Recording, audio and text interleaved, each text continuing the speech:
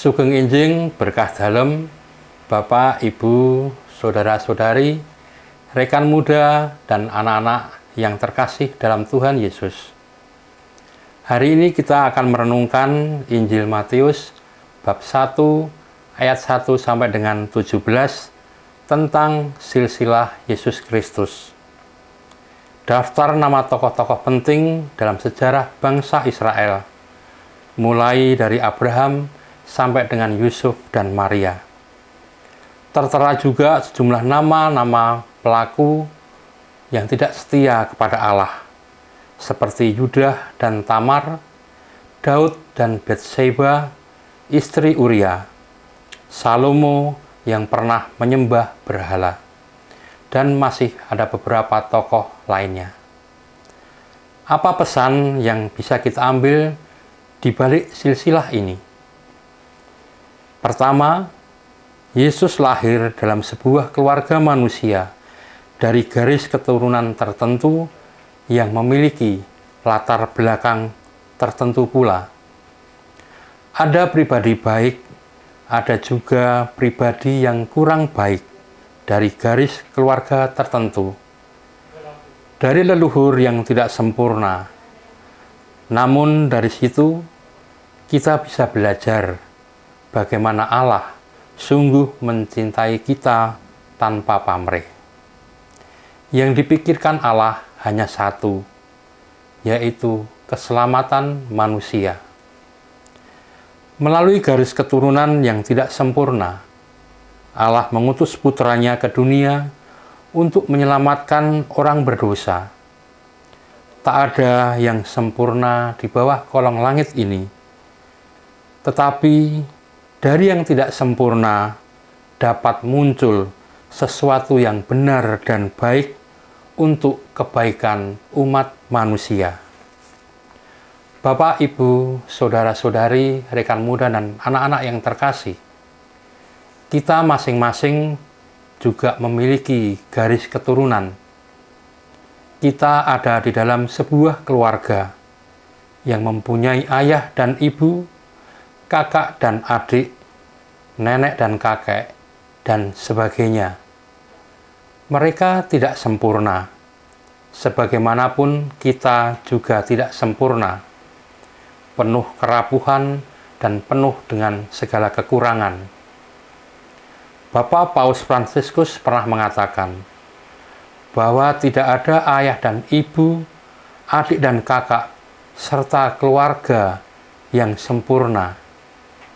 Begitupun kita tidak sempurna. Namun yang menjadi kesempurnaan itu adalah saat kita mau membawa Tuhan di dalam hidup keluarga kita, yakni ketika ada pengampunan di sana, ketika kita mau menerima kekurangan dan kerapuhan, kemudian kita mau ambil bagian untuk menyempurnakannya di bawah kasih Tuhan. Hari ini kepada kita diperlihatkan bahwa Yesus berasal dari garis keturunan keluarga tertentu. Dia sendirilah yang menyempurnakan kekurangan dan kerapuhan keluarganya. Ia menerima semua itu, serta membuat semua pihak belajar dan ambil bagian untuk mencintai Tuhan sebagai tujuan akhir dari pemaknaan diri. Yang kedua, dari silsilah Yesus Kristus di sini, pengarang Injil ingin menyampaikan kepada kita bahwa Yesus Kristus merupakan pemenuhan dari janji Allah kepada manusia. Allah hendak menyelamatkan manusia dengan mengutus Sang Juru Selamat yang akan menyelamatkan bangsa manusia. Bahkan, janji keselamatan itu sudah diberikan kepada kita sejak mulai dari Perjanjian Lama. Bapak, Ibu, Saudara-saudari, rekan muda, dan anak-anak yang terkasih, melalui peristiwa sejarah keselamatan Allah kepada umat manusia yang dimulai dari panggilan Abraham ingin mengatakan kepada kita bahwa sejarah keselamatan melibatkan peran serta manusia. Manusia dipanggil oleh Allah untuk bekerja sama dalam karya keselamatannya. Diawali dengan memberikan tanah terjanji sampai pada janji kedatangan Sang Mesias sebagai juru selamat manusia. Apakah proses keselamatan yang melibatkan sejarah itu berjalan dengan baik dan mulus? Tentu saja tidak. Melalui silsilah dalam bacaan Injil tersebut, kita tahu bahwa para bangsa yang dipilih Allah mengalami jatuh bangun dalam usaha untuk mengikuti Allah, untuk mewujudkan karya keselamatan Allah. Akan tetapi, melalui peristiwa tersebut, kita pun juga dapat belajar bahwa kendati mereka terjatuh, selalu ada pertobatan dan selalu kembali kepada jalan Tuhan. Bapak, Ibu, dan saudara-saudari, rekan muda dan anak-anak yang terkasih, melalui bacaan Injil hari ini, apa yang dapat kita petik untuk hidup kita sebagai umat Allah? Kita sebagai umat pilihannya dipanggil juga untuk terlibat dalam karya keselamatan Allah. Kita diajak untuk belajar dan mengikuti teladan para bapa bangsa dalam sejarah keselamatan manusia.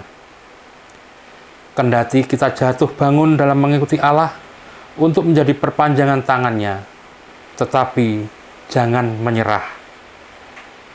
Kembali bangkit, bertobat, dan kembali mengikuti jalannya.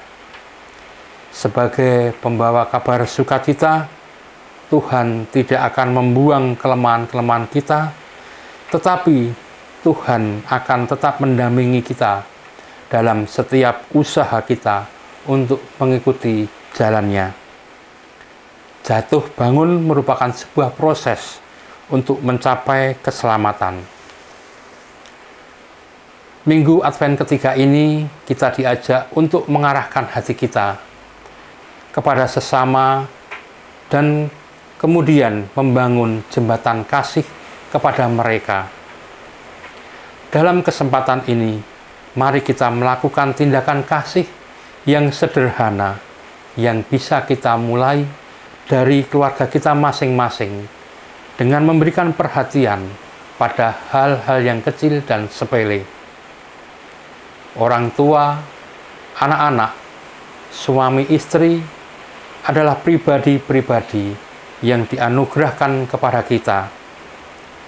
Pengalaman dan perjalanan hidup bersama mereka, meskipun tidak selalu manis, tetapi merupakan cara Tuhan untuk mendewasakan dan mengembangkan iman, harapan, dan kasih kita kepada Allah. Itulah mengapa keluarga kita disebut sebagai gereja rumah tangga. Saat ini kita bersama-sama menantikan Tuhan Yesus untuk hadir di dalam kehidupan kita. Maka laku tobat kita menjadi sarana yang baik bagi kita untuk mempersiapkan kedatangan Tuhan. Dengan pengharapan bahwa seluruh perjuangan kita untuk menjadi jembatan kasih akan dimurnikan dan disempurnakan oleh Tuhan sendiri. Mari kita mulai itu semua dari keluarga kita masing-masing. Semoga Tuhan memberkati setiap usaha-usaha kita untuk mengikuti jalan Tuhan. Selamat pagi, berkah dalam, salam sehat, penuh berkat, matur nuwun.